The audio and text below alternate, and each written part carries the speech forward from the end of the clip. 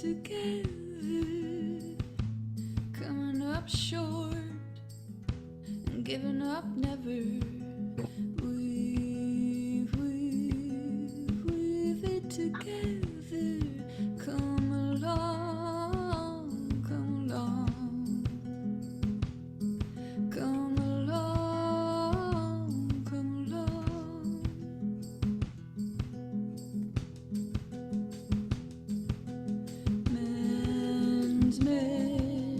Mending it together.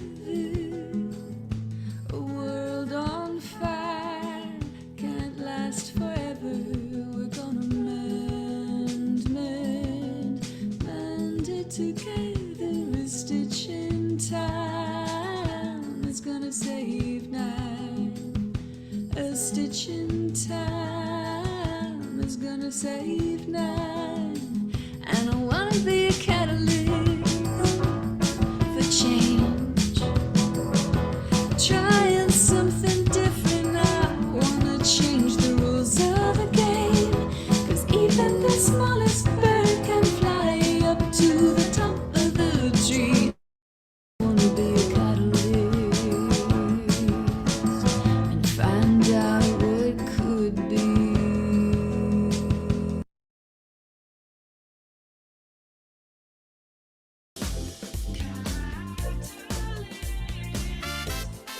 Welcome to Catalyzing Change Week.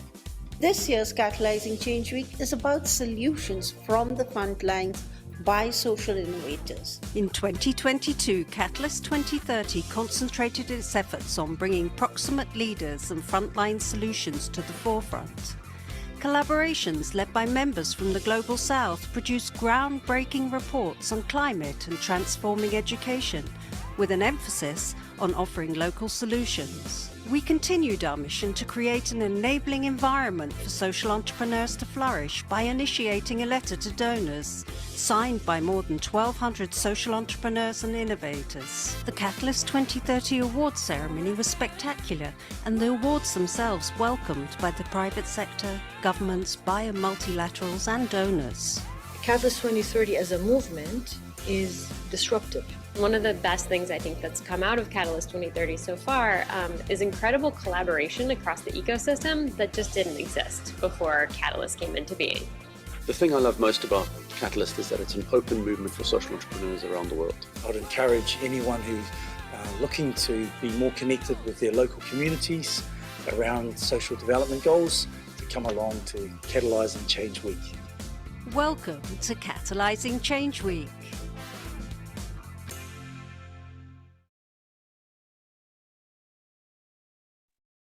Welcome everyone, and I'm very, very excited about this session. So I'm gonna pass over the word to Georgia, who's gonna be leading on this session. Thank you, Madalena. I'm going to share my screen.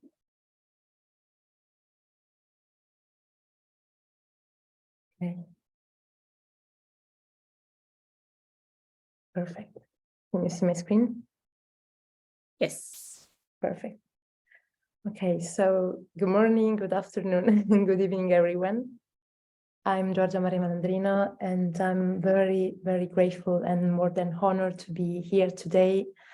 And I would like to say thank you, first of all, for Catalyst for Change, and to all of you participating today for creating this sharing space, and to give me the opportunity to talk about the urgency of turning education and identity into undeniable human rights, by presenting you a project called Geoidentity Logging the Border, a project that has completely changed my life perspective and direction and made me understand even more my mission in this world. So I guess what connects all of us sitting here today in this virtual room is the fact that at one point in our life, we felt the feeling or even the call to do something different for the world we belong to. And yes, at one point in my life, I felt the feeling of no longer wanting to live in this privileged part of the world where I come from, and to be aware about what's going on around me with people and the environment. So as a response to this feeling, I took a plane crossing many countries, working in refugees communities to observe how geography has the power to draw and define our bodies and our lives. A reality that today I would like to introduce you, not just through my voice, but through the voice of the people that I have the great privilege and honor to record and to work with. So I invite you to actively listening to their voices.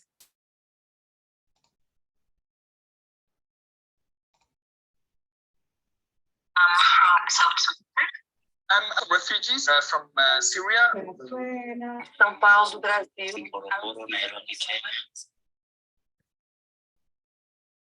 Yo soy arqueóloga, estudié en la Universidad de Alepo. I'm a stateless person. I don't have any documents that proves who I am. I was studying at the University of Aleppo. I was studying Banking Institute, economics, so English, to be interpreted. I studied management information system. So I studied database, I did like business computer. And then I did my master's degree in administration. When I came to Brazil, I used to speak 4 languages, which is English, French, Arabic, and Armenian. And I didn't find a job. My family house was bombed 3 times. Being a refugee, it's not like a decision. It's not like someone wished to be a refugee. And I wanted to continue studying there, actually. This is what my plan was. Thinking to myself, oh my God, I will never get the opportunity to study there. Además tiene otro título en ingeniería equipo médico. En ninguna manera que él va a trabajar en eso. ¿Qué va a hacer? Empezó a trabajar en un restaurante. As you were able to listen, displaced people are forced to leave their homes suddenly, losing access to vital personal documents such as graduated or present student certificates. Of course, as a consequences of wars, climate change, political, religious persecutions. And their voices are really the stories behind these huge stats that we know.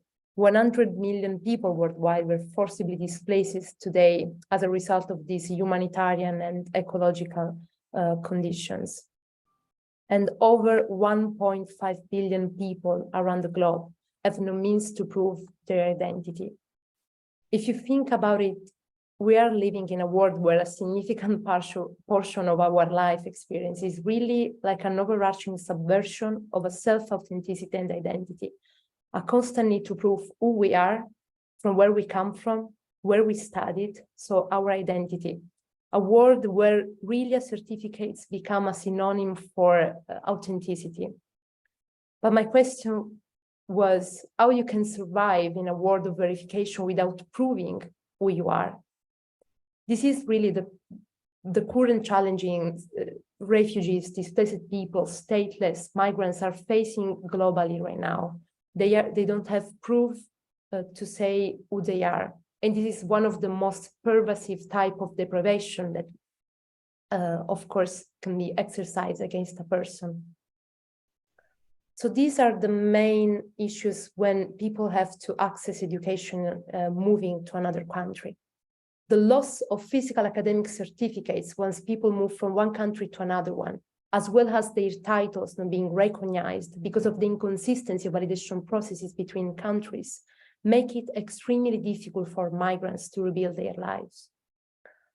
When I was researching in Chile, I met a refugee girl who wasn't able to validate her studies as an engineer because the University of Chile required that a document that in her country of origin doesn't exist. But in the globalization era that we are facing right now, where really the continents in movement are creating this kind of geosysmic view of our reality, changing the way we perceive the maps, the way we perceive countries, continents, does really make sense that education and identity, so human rights, are shattered by geographical boundaries? That was my question.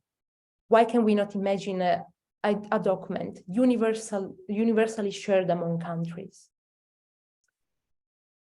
If you think about it, in the past, we invented the passport to travel around the world with ease.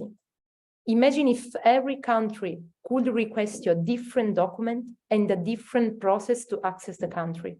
Who will travel more? This is exactly what happens when we need to cross, when we need to access another border, the study and the job validation one. And what I think that all these issues are just a lack of coordination and consistency and cooperation between countries. And the result of this lack of cooperation is this. Here in Jordan, I spent 2 years with no access to formal education. These are words from a Syrian refugees girl that now, in the Zata refugees camp in Jordan, one of the biggest refugees camp.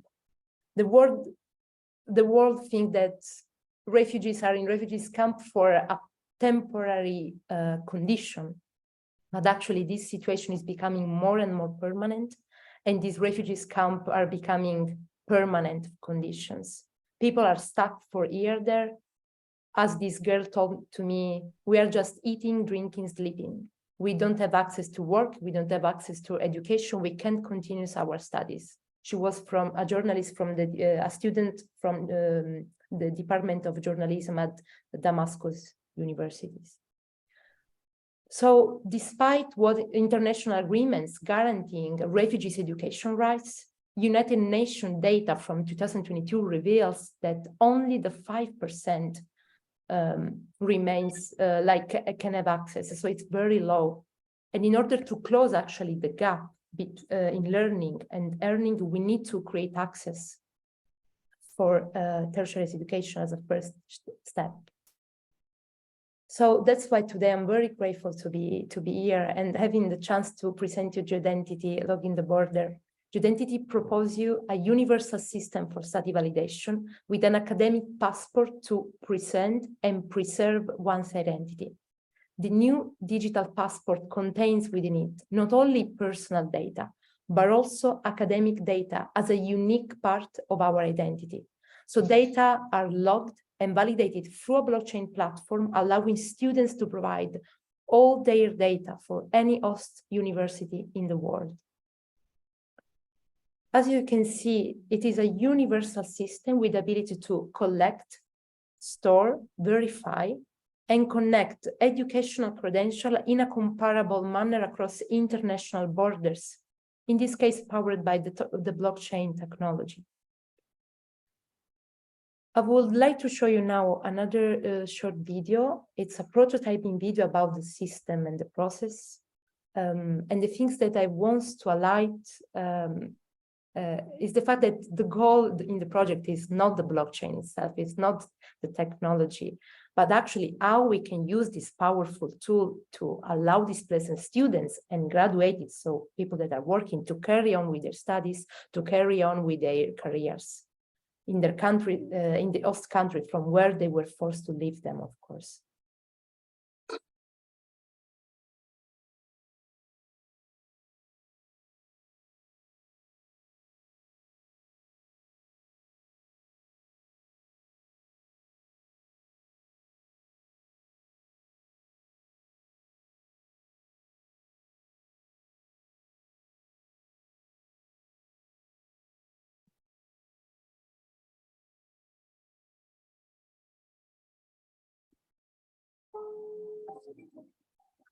Was fun.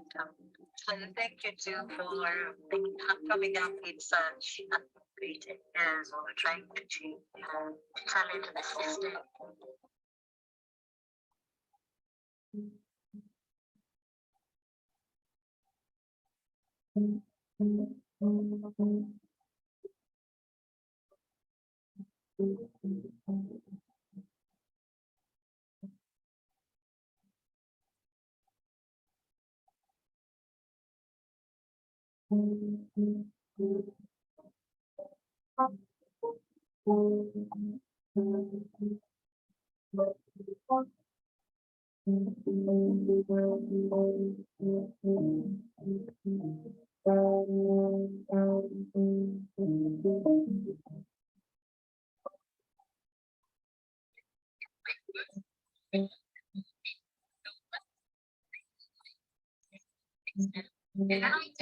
I got a certificate. The certificate is not valid in all country.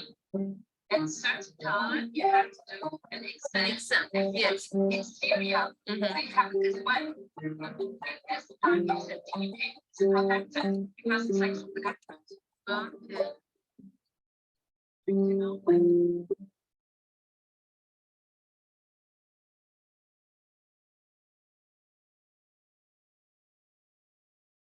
So I truly believe that to reach a world where where all people have equal opportunity and access to thrive, we really must design beyond geographical borders. Relationships have always been the key to turn these ambitions into some success. So if we implement this huge change in education with this academic identity universally recognized all over the world will start thinking about the benefits of universal system, both for education and of cooperation without borders. So this could also work in other kind of system, like the health system, the finance. So understanding how, like the possibility for designing without borders somehow. I think we must stop perceiving countries as divided entities because we are all part of this same organism, Earth, and we should operate and cooperate as self, as a unique self for the wellness of the entire organism, the planet. So today, I wanna make a call for Ministry of Education, governments, universities, organization about technology, universities, that education and identity are both undeniable human rights that needs to be turned into resilient and equitable system that ensure these rights for all, and identity can make it possible. The main goal, of course, is the SDG number 4 for quality of education, that is very connected with other, like reducing inequality, creating decent work and economic growth, gender equalities, peace and justice, of course. The number 17, the partnership for the goals, it's like the main one to make this project possible. And of course, also climate action. Last year, I was, in the last 2 years, I was very lucky to be part of the Department of Environment and Earth Science of Tel Aviv universities, doing a master research. And I had the opportunity to understand, like, to focus on climate change and the consequences on climate justice and environmental and human law. And a main consequence, of course, of climate change is climate migration. We saw already with the condition in refugees camp, what are the conditions of the people. So this permanent temporariness condition that come up.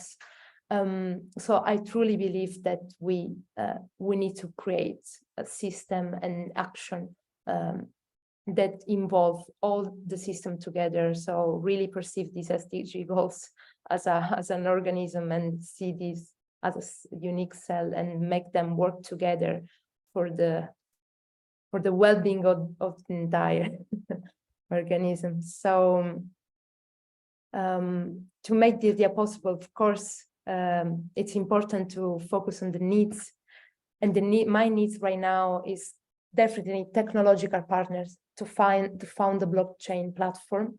I believe that partnership, for instance, with the Colosseum of the tech companies like Google, Microsoft, IBM, Cisco, and like they can really make the process easier and faster than maybe at some political level. And also a second needs is definitely create awareness about the project. So participation in such a great event like this one today, other event like that involves the SDG goals that could be involved like TEDx. So in this case, it's really like how we can create bridges together and create connection. And of course, I'm grateful to be here because I really need the right people to listen to these voices and act. So that is very important for me to have more chances to do that. And these are very quickly just the main key resources to make the idea works.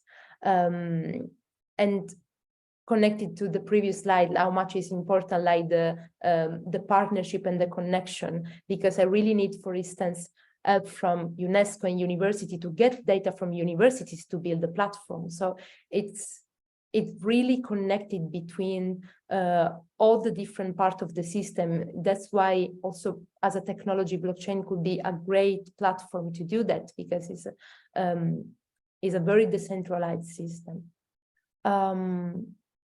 I would love to show you this picture. This is George.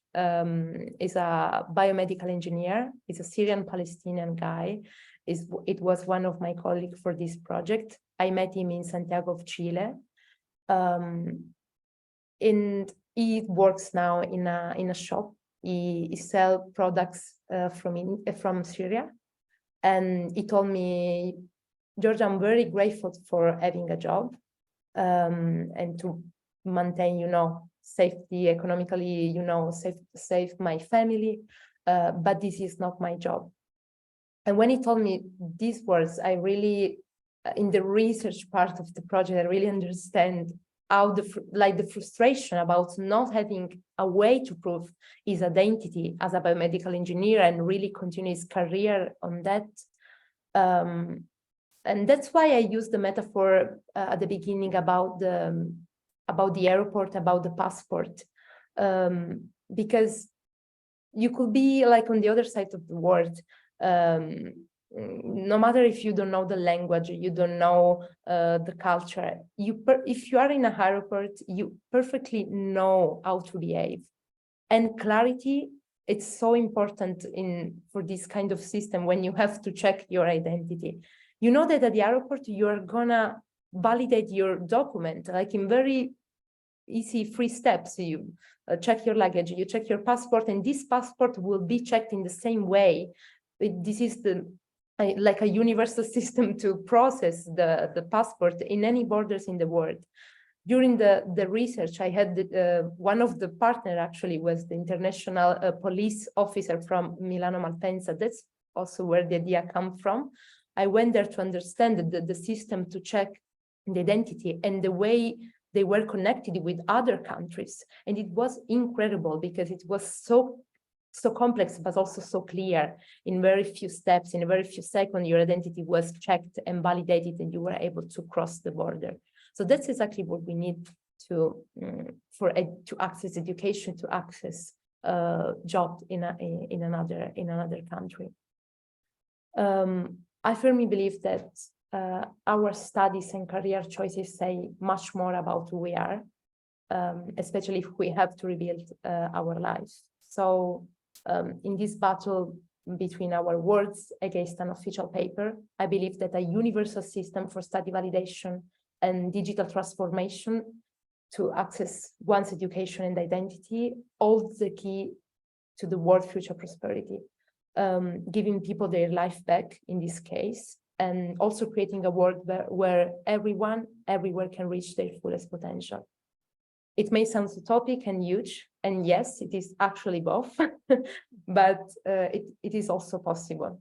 We have all the tools to make it possible, and Identity can make it possible. Thank you so much for listening, for participating. And I'm very, very grateful today for having the chance to be part of this. Thank you so much. Thank you, Georgia. We have one question from Cameron in the chat. If you would like to have a look, Cameron asks, how can we ensure that privacy and security of personal and academic data stored in electric passports, especially in the context of vulnerable displaced populations? Of course, the question about privacy and security is super important, and thank you for asking.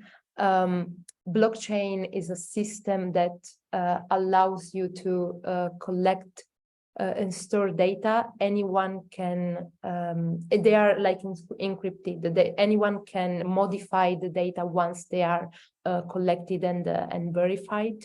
And this is make it like a system that protect data instead of putting them in a like unsafe situation.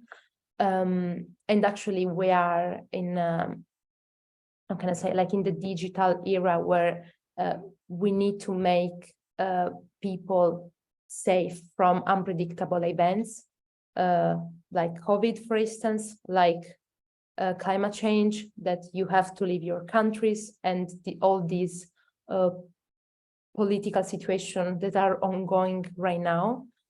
And if you have 2 minutes to leave your home because there is a war outside, you will never think about, okay, I'm gonna grab my certificates, I'm gonna grab my ID. Like you will not do that. And I was able to understand, of course, from the guys that I work with, and we need right now, with all the system that we available, to make our identity and like safe and protected.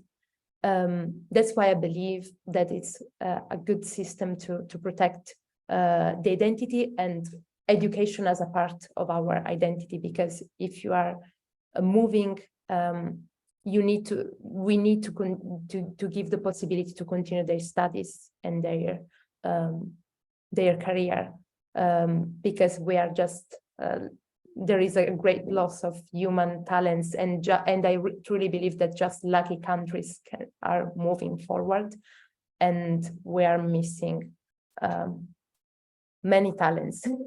And it's very complicated, but we have all the tools to make it possible.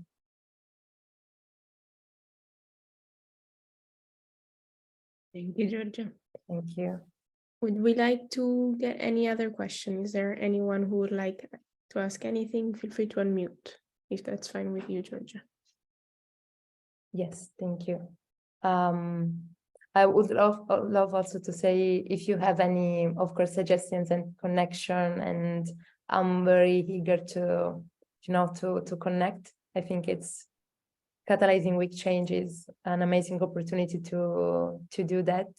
And I would be very grateful. And also, if I can say, if any one of you will be in Paris at the end of May, I have the honor to present your identity at the end of May in Paris during Change Now. Is another great event, one of the biggest as well, from Solution for the Planet.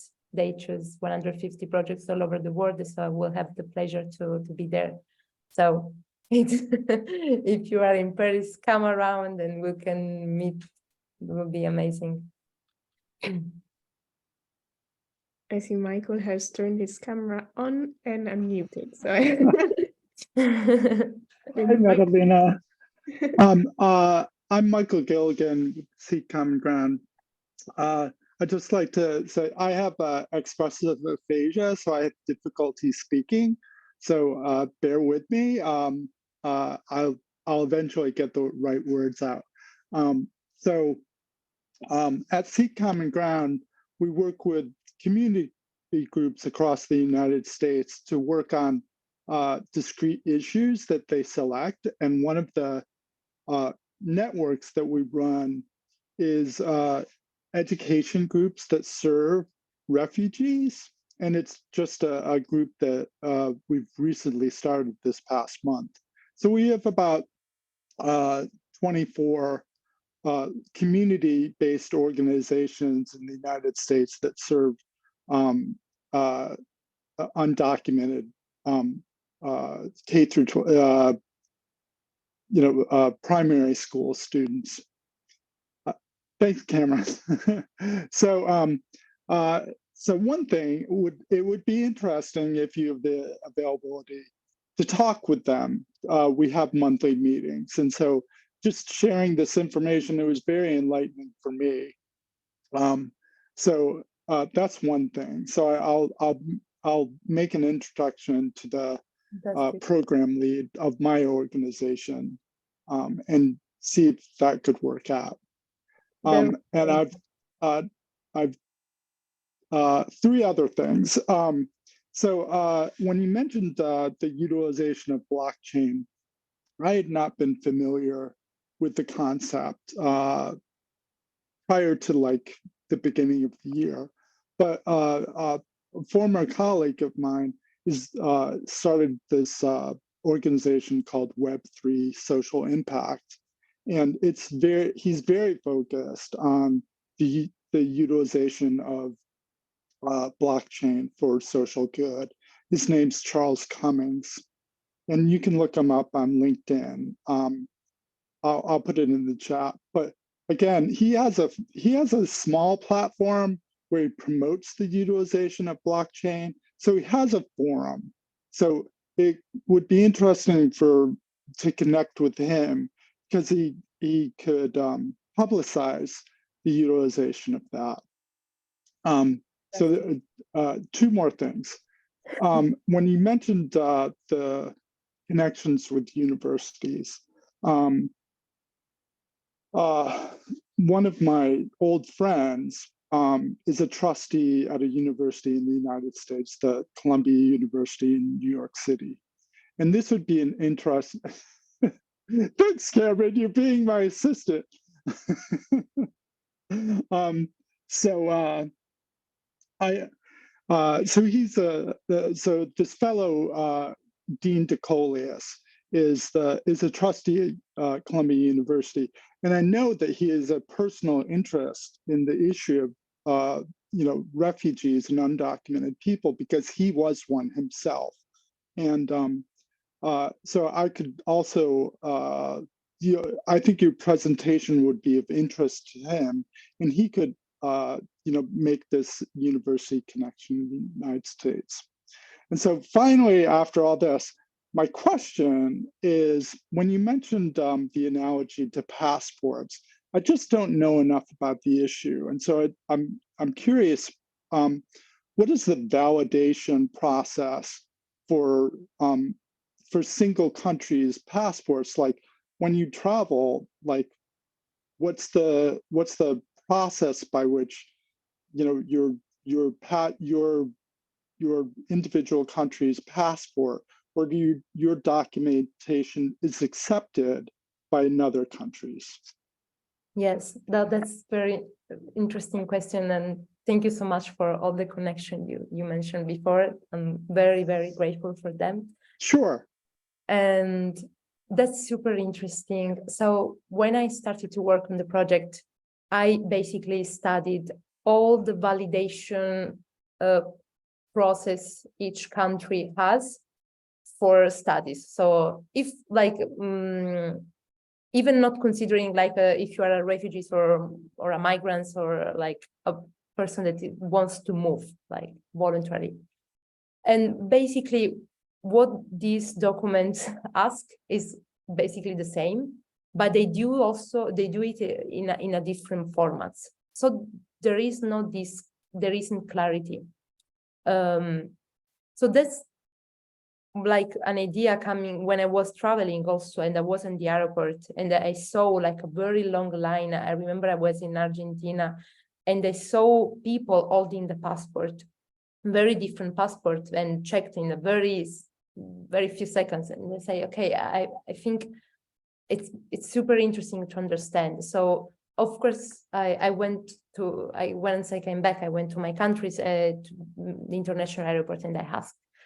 And the thing is that the platform they have is very complex, but also very connected between all the members. Like each country is like the police are connected between the countries of entrance and the exit country.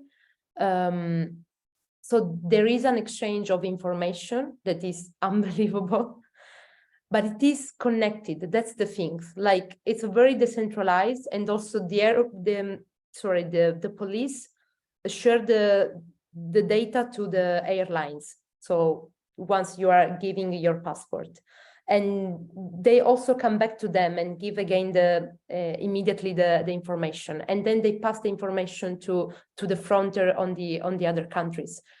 And this happens in 2 seconds once you are just giving them the document.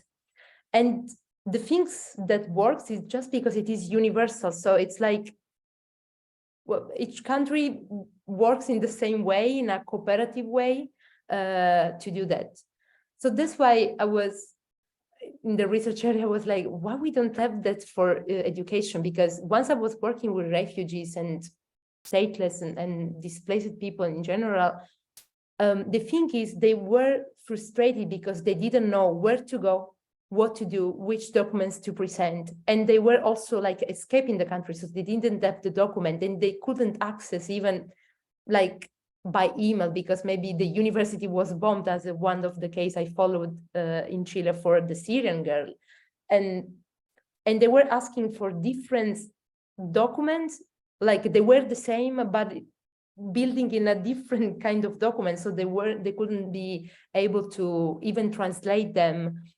So if we have a system that works like in each country and you can access like we use in the passport, and I think we don't need like another document, we just need the passport. This is part of our identity. So why we don't add to our passport our educational path? So that's to make the process easier, and that's the metaphor, but also the inspiration from the police system in the international airport.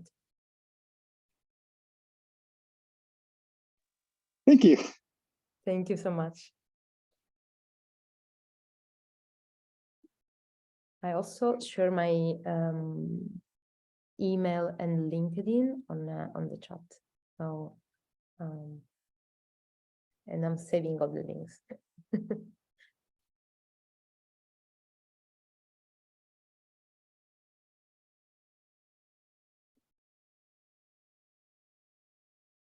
Super.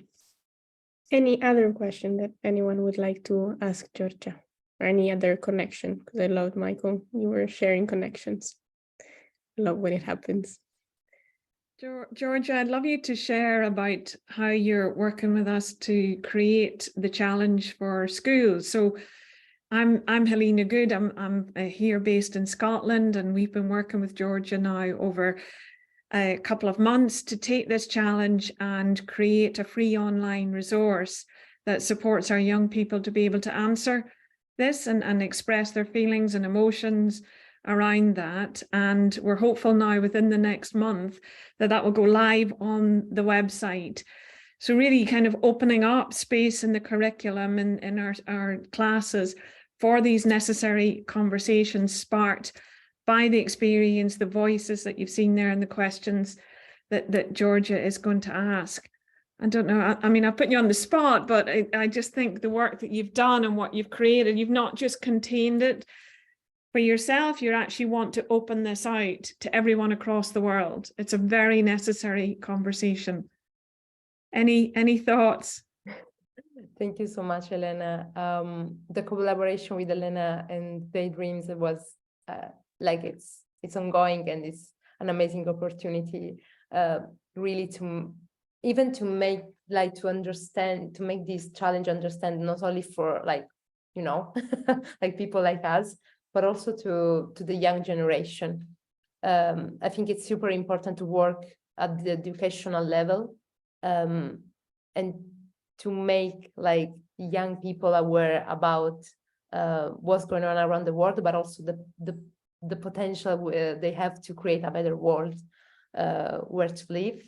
And I think it's very inspiring also to understand the challenge from like a 13 years old student. And I think this is an incredible opportunity to definitely spread the project, but in general what's going on and how we can use like our creativity, our available tools, our knowledge, yes, to create better systems And this is definitely part of the mission. And it is like every time I say my ikigai, the reason why I get up every morning is working on that, working for the SDG and collaborate with people like you that are really wants to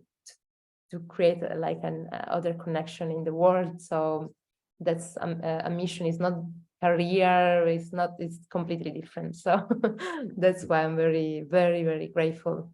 And yes, it's just to share with you, yesterday I received the email that Identity was is one of the finalists as World-Changing Ideas with Fast Company.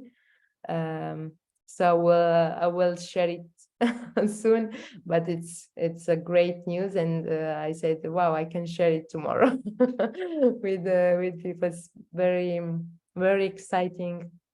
And so yes, thank you so much, Elena, also for your support and to be here.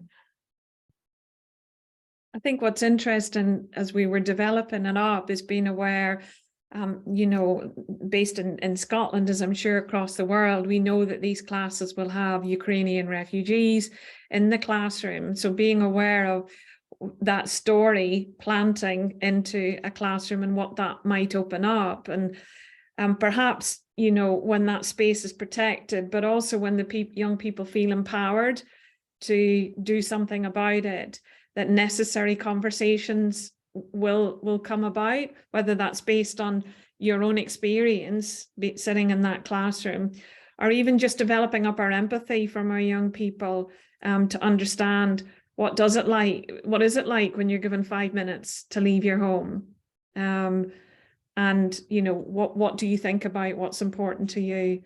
So as I said, we're delighted, and we're in the final edit stages now, and the resource will be free on the website in the next couple of weeks. Yes, definitely. We are working so much on the empathy and making people like in the other shoes, in the refugees' shoes, and make them understand why things are happening, and that we can of course act and move based on that decisions. Yes.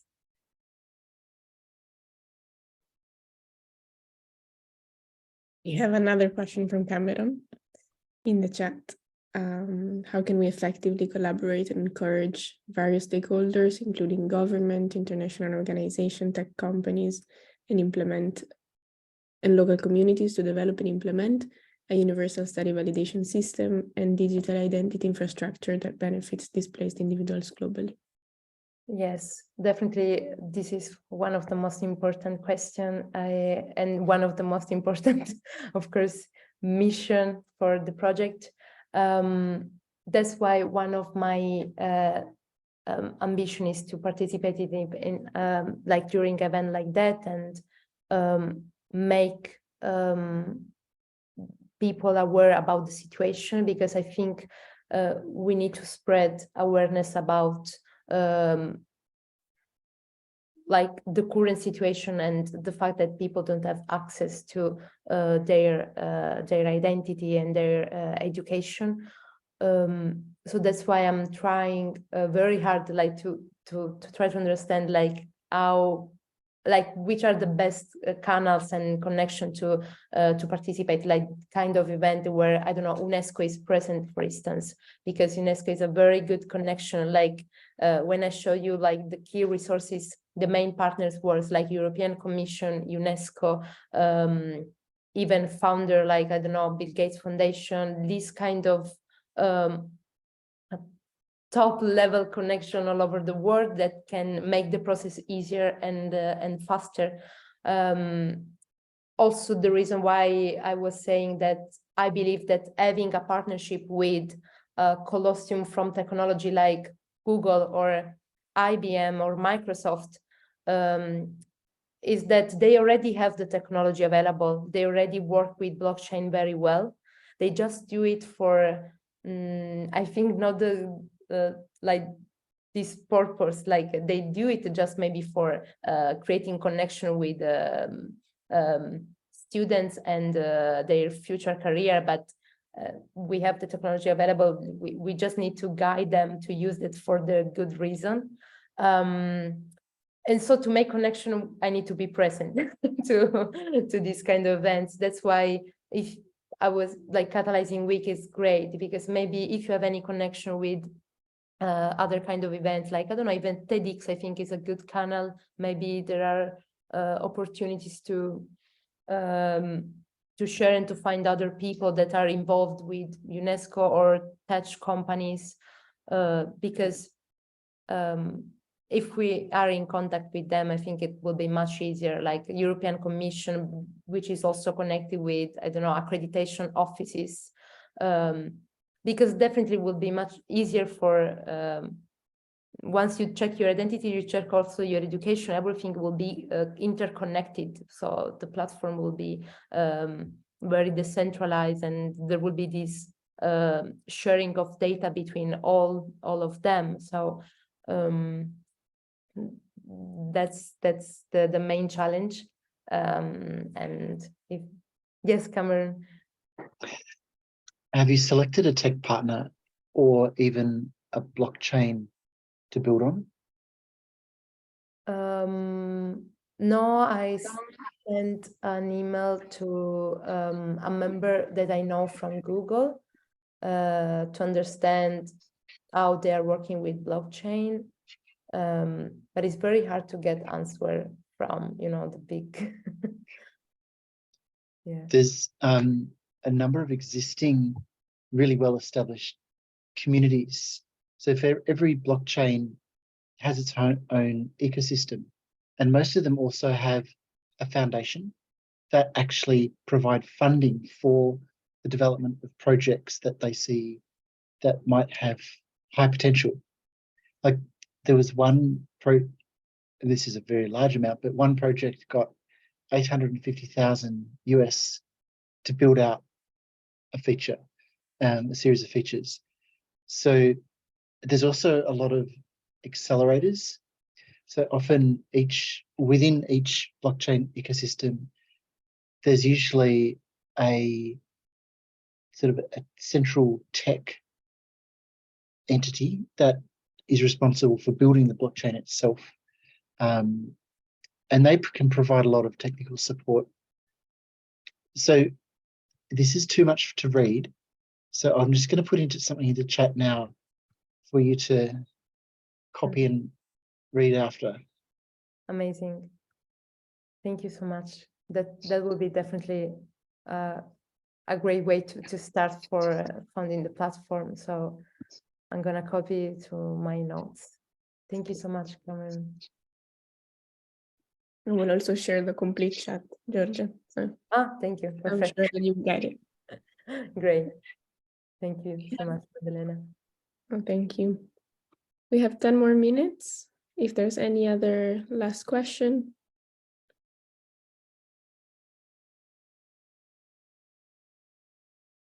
On the way from my side, Georgia, a pleasure being in this session. Really, really inspiring, and a topic that is very important. So congratulations, it was amazing. Thank you, Madalena, for the support, for for being here. It's very important for me. Thank you so much. Thank you. Have an amazing rest of the day then. Actually, no, I have to. I was too focused on Georgia. And No, I just want to thank you both and thank everyone for the participation. And I'll be in touch. Yeah. Fantastic. Thank you. Thank you so much. Making also the connections, and actually we're all Catalyst members, I think, but I'm just going to quickly share 2 slides that we have just to share about Catalyst. We have 3 important initiatives we wanted to share with everyone. The awards. I'm sure Jason, Cameron, and Michael already know about the awards, so nominations are open. Catalyst Market is online, so have a look. It's one of our biggest collaboration. The Catalyst Business Commitment is also up, and if you're not a member of Catalyst 2030, Daria and George, feel free to join us. This is one of the many beautiful conversations that usually happen at Catalyst. And if you want to share about the session on social media, you know that Catalyst 2030 is there. Once again, thank you, Georgia. Have an amazing rest of the day, everyone. Thank you so much, all. Thank It was you. a pleasure. Thank you. Thank you. Thank Bye. you.